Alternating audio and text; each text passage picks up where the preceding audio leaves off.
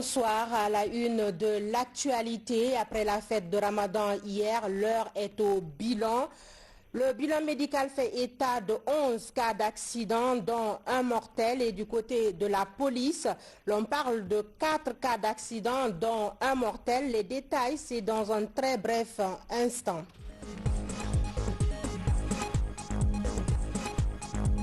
Et puis la mine de fer de Forêt-Caria sera bientôt relancée. L'État guinéen et la société Achapura ont signé ce mercredi une convention devant permettre à cette mine de développer ses activités après 5 années d'arrêt. Également dans ce journal, cette autre bonne nouvelle pour le football guinéen. La Guinée aura 4 représentants en compétition des clubs et cela à partir de la saison prochaine. Kaba Fodé sera dans ce journal pour plus de précisions.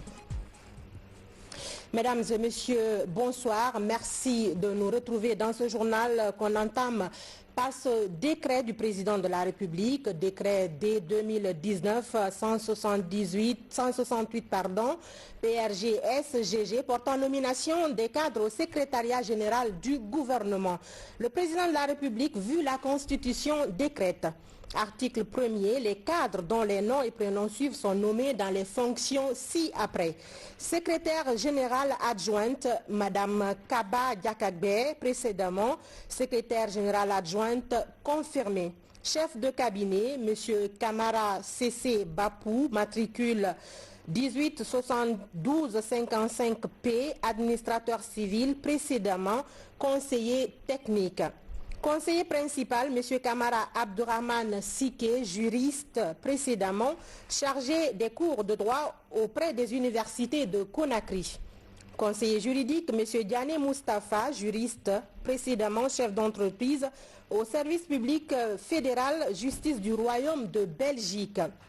Pool de conseillers techniques, M. Baldé Mamadou Morou, matricule 20-226-20-26-63, G, docteur S, sciences économiques confirmées. Monsieur Barry Alpha Bakar, matricule 24-77-00Y, administrateur civil, précédemment conseiller assistant au secrétariat général du gouvernement. Monsieur Kamara Ali Koya, matricule 27-42-11Y, juriste, précédemment en service au ministère de la fonction publique, de la réforme de l'État et de la modernisation de l'administration. Conseiller chargé de mission, M. Diama Fali, juriste, précédemment promoteur de santé pour Médecins sans frontières, attaché de cabinet. M. Keta Kemoko, matricule 22-78-25Z, précédemment en service au ministère de la fonction publique, de la réforme de l'État et de la modernisation de l'administration. Directeur de l'organisation du travail gouvernemental, M. Leno Tamba Fidel, matricule 1987-51G, juriste confirmé. Directeur adjoint de l'organisation du travail gouvernemental, M. Baldé Ousmane, administrateur civil, précédemment consultant associé au cabinet UB Consultant Paris-France. Directrice de la gestion des hauts fonctionnaires, Madame Sano Mousoukoro, matricule 1990-56F, précédemment chef division gestion ressources humaines au ministère de l'énergie et de l'hydraulique. Directeur adjoint de la gestion des hauts fonctionnaires, Monsieur Wilkinson Thomas Noël, matricule 28-65-31B, juriste, précédemment en service au ministère de la fonction publique, de la réforme de l'État et de la modernisation de l'administration. Directrice du courrier gouvernemental et de suivi. Madame Keta Fatoumata Youla, gestionnaire des ressources humaines, directeur adjoint du courrier gouvernemental et de suivi. Monsieur Kondé Mamadi, matricule 230015G, ingénieur informaticien, précédemment service au ministère de la fonction publique, de la réforme de l'État et de la modernisation de l'administration. Directeur de la modernisation du travail gouvernemental, Monsieur Keta Mamoudou, matricule 284094B, ingénieur informaticien précédemment chargé de la maintenance du réseau informatique au ministère de la fonction publique, de la réforme de l'État et de la modernisation de l'administration. Directeur adjoint de la modernisation du travail gouvernemental, M. Bautier Éric Silaou, ingénieur informaticien, précédemment consultant en TIC au ministère des Mines et de la Géologie. Directeur de la législation de la réglementation, M. Kaba Ousmane, matricule 1970-76L, juriste, précédemment conseiller juridique au ministère de l'Enseignement supérieur et de la recherche scientifique. Directeur adjoint de la législation et de la réglementation, M. Leno Alexis Majesté, matricule 2467-78G, juriste, précédemment conseiller juridique à l'Agence guinéenne d'exécution des travaux d'intérêt public pour l'emploi AGETIP. Directeur d'édition et de publication du journal officiel de la République, M. Kourouma Mohamed, matricule 2024-15P, confirmé. Directeur adjoint d'édition et de publication du journal officiel de la République, M. Kondé Moussa Assagbe, matricule 2865-71B, administrateur civil, précédemment en service au ministère de la fonction publique, de la réforme de l'État et de la modernisation de l'administration. Directrice du Centre de documentation administrative, Mme Diallo Rougiatou, matricule 1989-94P, précédemment chef de division au Centre de documentation administrative du Secrétariat général du gouvernement. Directeur adjoint du Centre de documentation administrative, M. Touré Lanciné, matricule 286510R, ingénieur informaticien, précédemment en service au ministère de la fonction publique, de la réforme de l'État et de la modernisation de l'administration. Article 2, le présent décret qui abroge toute disposition antérieure contraire prend effet à compter de sa date de signature, sera enregistré et publié au journal officiel de la République. Fait à Conakry le 5 juin 2019, signé professeur Alpha Condé.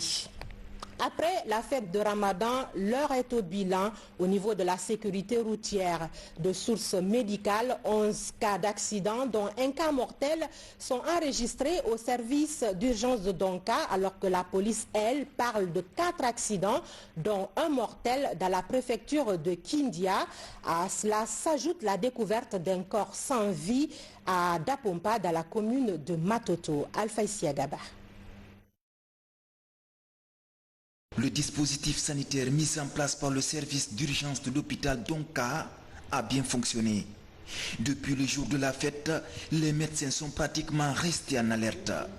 Le service d'urgence a enregistré 11 cas d'accident, dont un cas mortel. La victime n'avait que 5 ans. Notre équipe de reportage a vécu l'arrivée du tout dernier cas d'accident de cet après-midi. Un jeune d'une trentaine d'années est percuté par un motard à Bambeto. Elle vient derrière moi, elle m'a tapé. Je suis tombé. Maintenant, je fais mal ici avec ma tête. J'ai un peu mal à la tête, j'ai mal ici encore. Sérieusement. Pour cette fête spécialement, on a renforcé les équipes de garde. L'équipe d'hier et aujourd'hui sont renforcées. Contrairement à l'année dernière, satisfaisant oui. Même s'il y a eu 10 cas et un cas de décès, parce que les autres années, souvent, il y a plus de cas d'accidents, surtout beaucoup d'enfants accidentés lors des fêtes qu'on n'a pas constaté cette année. Au niveau de la police, le bilan couvre tout le pays. 4 cas d'accidents graves de la circulation sont déclarés, dont un cas mortel à Kindia. Mais la police signale également la découverte d'un corps sans vie à Dapompa, dans la commune de Matoto. Contrairement aux années précédentes, ce bilan est moins lourd. Et cette fois-ci, ce que nous avons observé, c'est que les populations d'une manière générale ont observé ce civisme, parce que nous n'avons pas enregistré suffisamment de mineurs au volant. Ça, c'est dû au fait que les parents ont compris qu'il ne fallait pas remettre les véhicules aux mineurs pour commettre des dégâts. Les résultats ici obtenus, comparativement aux années passées, sont des résultats globalement satisfaisant, bien qu'il y ait eu un cas de mort. Mais l'année dernière, nous avons enregistré 2 cas de mort. Et cette année, il n'y a eu qu'un seul cas de mort enregistré au niveau de la ville de Kindia et notamment à Kondita, comme vous l'avez suivi. Pour assurer continuellement la sécurité des usagers de la route, les agents des compagnies mobiles d'intervention et de sécurité et de la direction centrale de la police judiciaire vont continuer à travailler avec ceux de la police routière pour renforcer les dispositifs déjà mis en place. Dans l'actualité également, notre environnement se porte mal. La dégradation a atteint des niveaux inquiétants alors que les conditions de vie sur Terre dépendent essentiellement de la santé environnementale. En ce 5 juin, Journée internationale de l'environnement, une attention particulière est accordée à la pollution atmosphérique. Je vous invite à suivre la déclaration commentée du ministre de l'Environnement avec notre reporter Mamad Alpha Balli. Dans un contexte de bouleversement climatique sans précédent, le monde s'apprête à célébrer la Journée internationale de l'environnement. Chaque année, la montée des températures atteint de nouveaux records et le phénomène pourrait encore s'aggraver. Selon des chiffres fournis par les Nations Unies, 7 millions de personnes sont victimes de la pollution atmosphérique chaque année dans le monde. Les causes sont souvent connues. Pourtant, les actions pour les combattre s'avèrent encore inefficaces. Les sources essentielles de pollution de l'air qui sont les activités des établissements classés, l'incinération des déchets solides industriels, urbains et ménagers, les feux de brousse et les transports. La pollution atmosphérique est une urgence mondiale qui nous concerne tous. Aujourd'hui, une opérationnalisation d'actions communes pour mieux contrer le réchauffement climatique est en cours. La Guinée est partie prenante à plusieurs conventions internationales visant à lutter contre toute forme de pollution.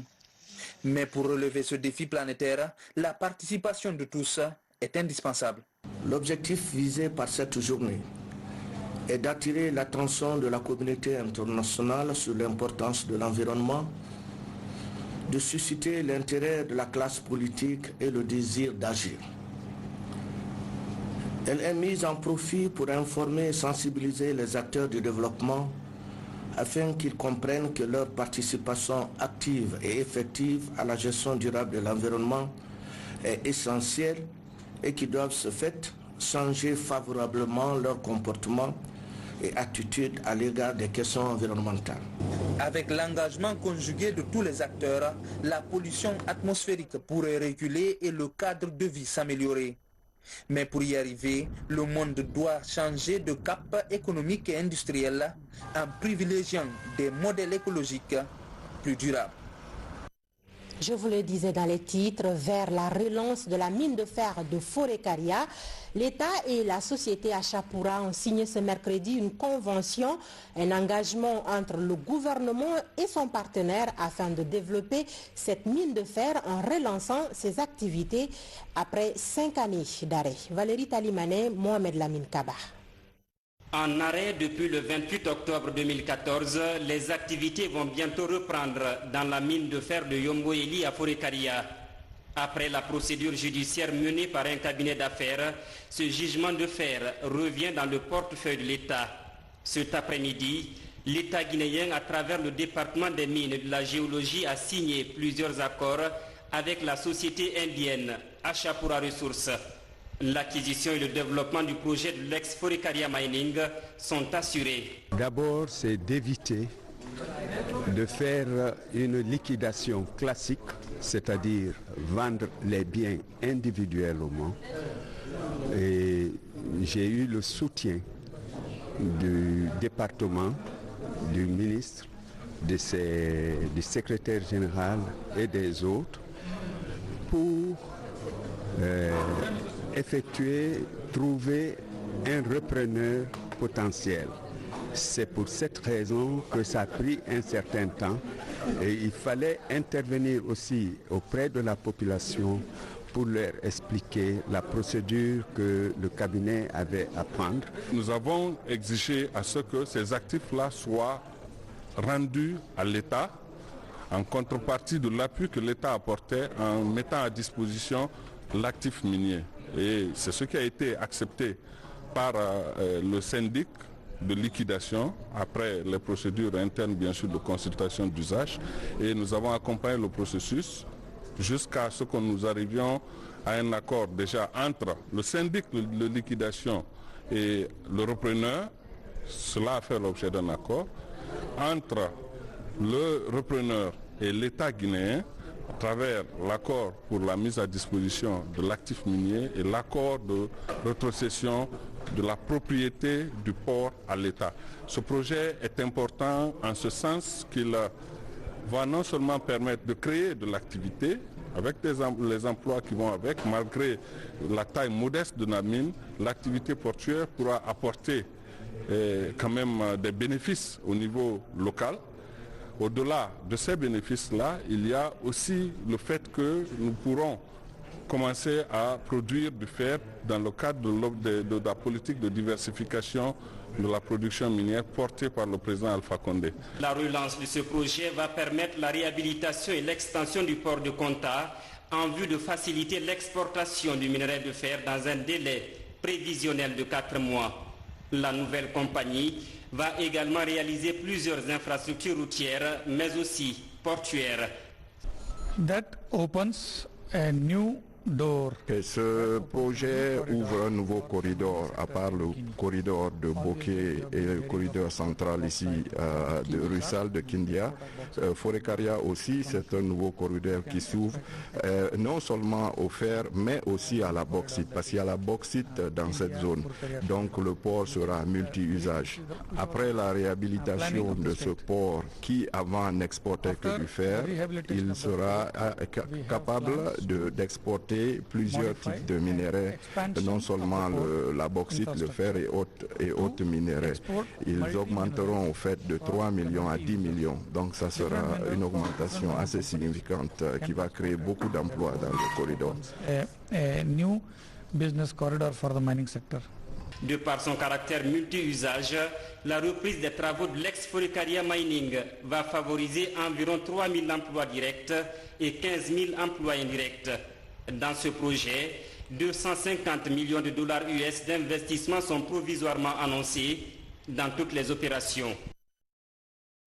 Sur le plan national toujours, les commissions spécialisées du Conseil national de la statistique font l'examen d'un certain nombre de documents, notamment le rapport statistique national 2018, le programme de statistique 2019 et l'étude sur la mise en place d'un fonds national pour la statistique. Cela suite à la première session du Conseil national de la statistique d'août 2018 qui avait été présidée par le Premier ministre, chef du gouvernement, Maimouna Bella Diallo. 5 documents techniques sont à examiner autour de cette table avant d'être validés par ce Conseil. Parmi ces documents figurent le rapport statistique national 2018, le programme statistique national 2019 et l'étude pour la mise en place d'un fonds national pour la statistique. Pour atteindre cet objectif, il y a des défis à relever. Des défis parmi lesquels le renforcement des services producteurs et utilisateurs des données. Nous devons se battre pour que nous ayons des données fiables. Et pour avoir des données fiables, il faut avoir les moyens financiers. Et malheureusement, le système statistique, il faut avoir le courage de le dire, reste le parent pauvre du développement. Tout le monde sait son important, mais peu de partenaires mettent de l'argent. Donc il faudra que l'État comprennent cela et qui nous aident dans ce sens-là. Les difficultés, ce n'est pas seulement au niveau des BSD, c'est au niveau de toutes les structures, parce qu'en matière de budget de fonctionnement, les problèmes sont réels et effectifs. Donc, et sans moyens, il est difficile, bien que la volonté y est, il est difficile d'avoir un résultat à la hauteur de nos ambitions. Le Conseil national de la statistique est l'espace d'échange autour du bilan des activités de l'année écoulée et de projection de perspectives. Comme il y a eu la première session du Conseil national de la statistique et nous préparons aussi la deuxième session pour l'année 2019, donc l'Institut national de la statistique va recommander au Conseil national de la statistique de dire à ces BSD vraiment de fournir les informations à temps parce que c'est un document de plaidoyer au niveau du gouvernement et des partenaires techniques et financiers. Cette réunion des commissions spécialisées du Conseil national de la statistique fait suite aux recommandations formulées en août 2018. Elle dénote également de l'intérêt que l'Institut national de la statistique INS porte sur le renforcement du système statistique national afin de produire des données fiables et crédibles, des résultats pouvant permettre aux autorités de prendre de bonnes décisions.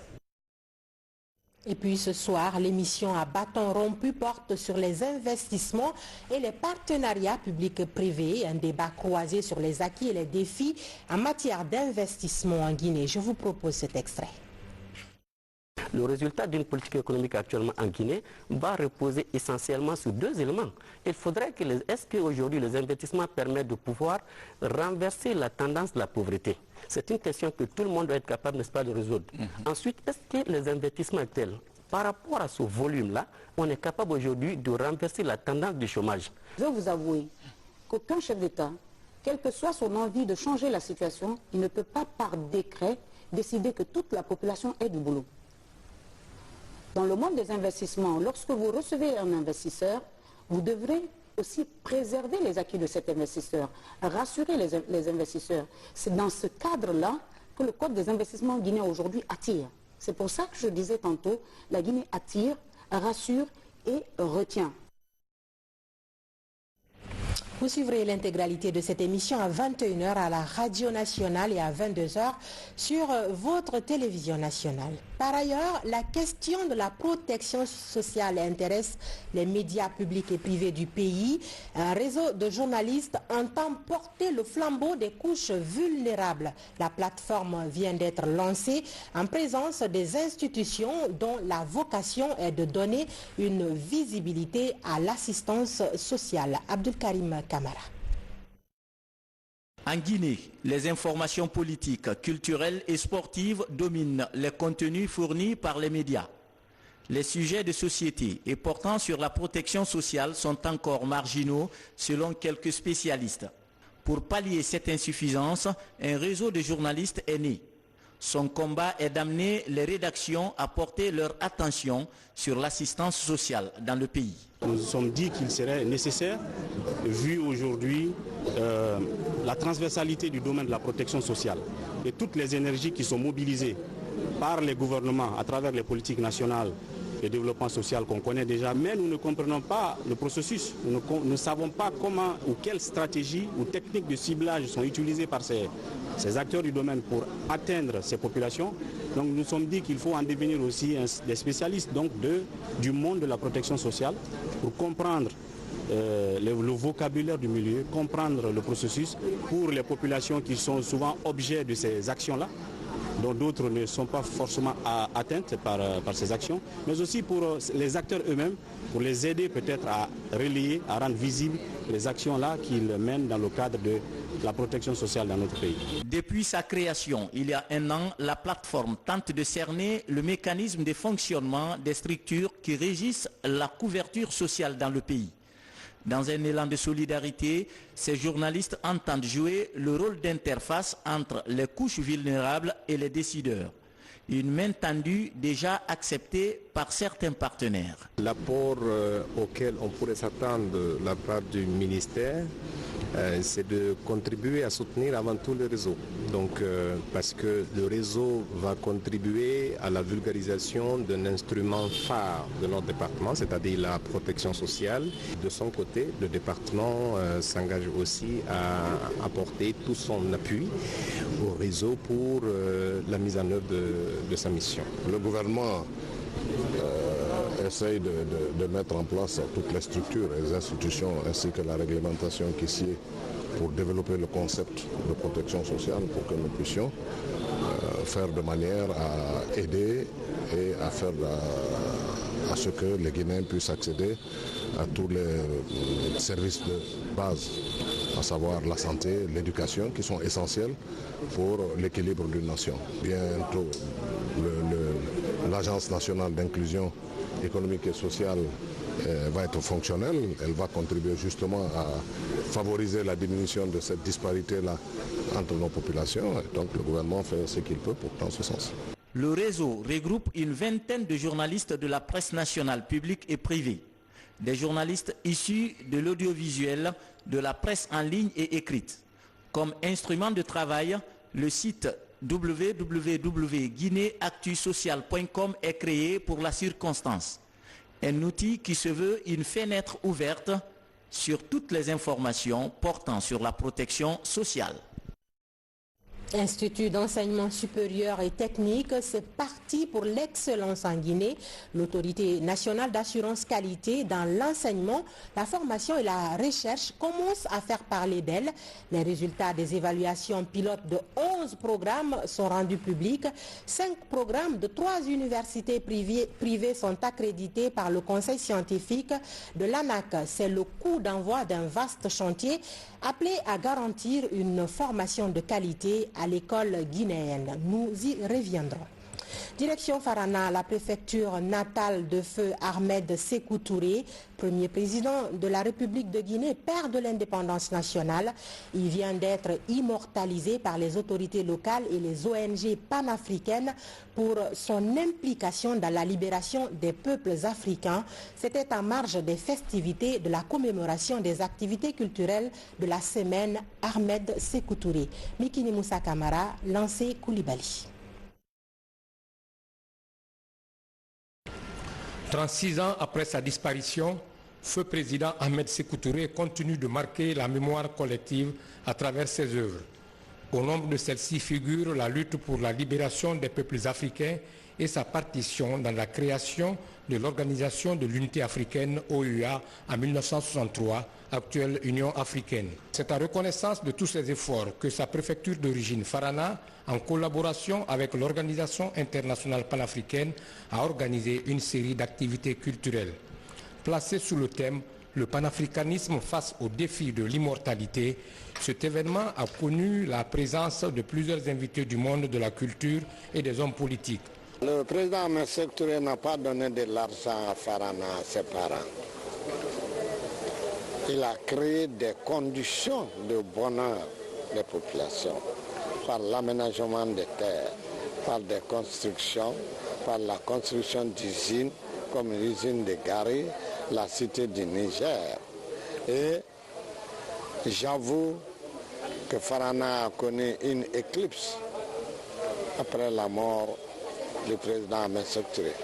Et c'est pour cela qu'aujourd'hui, il faut saluer le professeur Alpha Condé qui a dit et qui concrétise qu'il prend la Daba là où Ahmed Sékou Touré l'a laissé. C'est pour l'unité et compléter l'unité par le développement. Le choix est tombé sur la ville de Farana parce que nous avons voulu faire honneur au camarade Ahmed Sékou Touré, qui est un modèle pour nous. Vous savez, il a été à la base de la création de l'UA, l'Union africaine.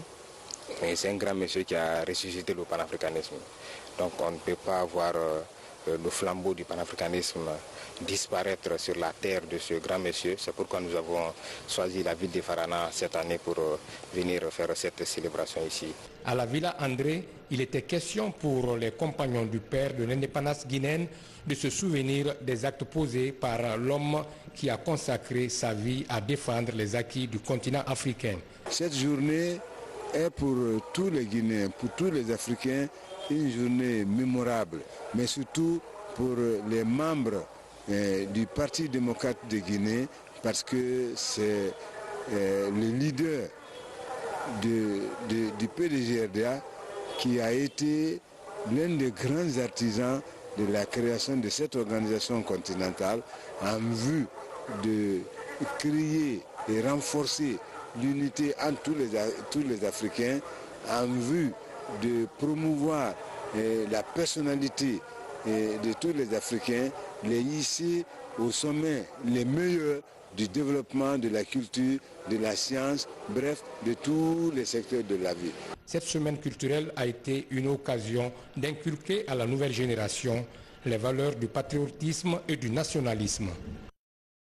Parlons à présent de cette bonne nouvelle pour le football guinéen. La Guinée aura 4 représentants en compétition des clubs à partir de la saison prochaine. Un changement d'indice qui intervient suite aux performances de nos clubs ces derniers temps dans les campagnes africaines. La nouvelle est plutôt saluée, bien saluée par les acteurs de football guinéen. Kaba Fodi. Un pas de géant pour la Guinée. Sur le plan continental, l'indice de son football s'améliore. Comme retombée de ce changement positif, le nombre de clubs en compétition de la CAF passe de 2 à 4, soit 2 en Champions League et 2 en Coupe de la Confédération africaine. La nouvelle est accueillie avec joie dans les milieux sportifs du pays. C'est quelque chose qui va très bien pour le football guinéen et ça prouve à suffisance que, c'est-à-dire le championnat guinéen marche à merveille. Parce qu'il faut voir, avoir 4 clubs, ça c'est pas fait pour n'importe quel pays. Si vous avez vu qu'il y a eu ça, c'est la vie, il y a eu c'est-à-dire les évolutions du football guinéen. J'ai appris ça hier, mais le moment que j'ai appris, en ce moment-là, je suis 3e du championnat en tant que l'équipe première. C'est une nouvelle que je suis content de ça. C'est une bonne nouvelle pour la Guinée, pas seulement pour le club. Peut-être l'année prochaine, le championnat va cirer.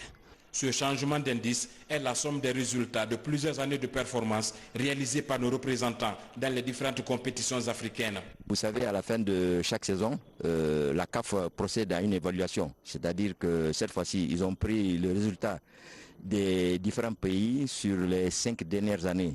Et les 12 premiers clubs bénéficient d'un certain bonus, c'est-à-dire dans l'indice et au titre de la participation.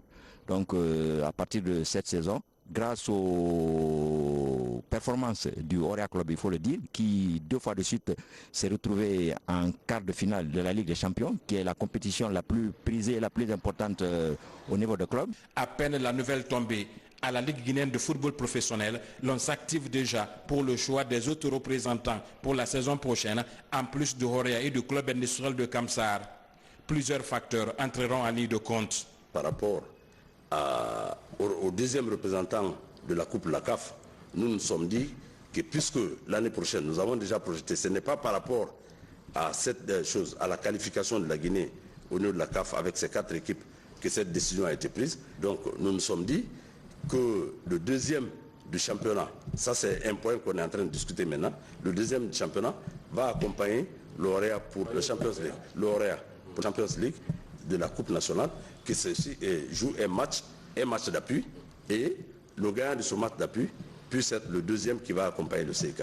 À 2 journées de la fin du championnat, la disponibilité d'une 2e place pour la Guinée en Ligue africaine de champions va relancer la course pour la 2e place entre le Rafia et le Santoba de Conakry, respectivement classés 2e et 3e. Depuis 2015, les clubs guinéens impressionnent l'Afrique par la qualité de leurs prestations dans les 2 principales compétitions auxquelles ils prennent part. Aujourd'hui, le championnat guinéen est classé parmi les 12 meilleurs du continent. Conakry vit au rythme d'une ambiance festive depuis hier. Beaucoup de mélomanes ont fêté Ramadan en compagnie de leurs artistes préférés. Nos reporters Mikini Moussa Kamara et Ansouman Toumani Kamara ont fait le tour de certains hôtels et centres culturels et nous font revivre le début de la reprise des spectacles à Conakry après 29 jours de prière et d'abstinence. Suivi. La capitale s'anime après un mois de jeûne. Dans cet hôtel, le public est venu en nombre pour suivre l'enregistrement de Lambétigui, une émission de la télévision nationale qui fait la promotion de la tradition orale. De célèbres paroliers sont au rendez-vous. Filanissé Koukouyaté de Kouroussa, Farbali de Dingirai et Giba Kouyaté de Sigiri. Nouman Kouyaté est l'animateur vedette de cette émission. Lambétigui retrace l'arbre généalogique des peuples. L'émission conseille aussi pour mieux décider et d'entreprendre.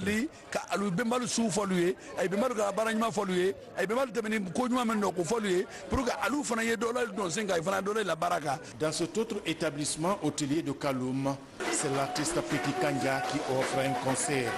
Les mélomanes vibrent sous la musique de l'homonyme de Feu Suri Kanja Kouyaté. Membres du gouvernement, journalistes, hommes d'affaires et autres sont au rendez-vous. Les messages de paix et de cohésion sociale sont véhiculés. Bonne fête de l'Aïd el-Fitr à tous les Guinéens et à toutes les Guinéennes, et plus particulièrement à notre cher président, le professeur Alpha Condé, que nous venons de terminer le mois saint de Ramadan dans la joie. Nous sommes en pleine forme. Ça a été un mois éprouvant, mais Dieu merci, ce soir nous sommes là pour clôturer cette fin de Ramadan et fêter cette joie avec notre artiste confirmé, Petit Kanja. J'ai un sentiment de joie.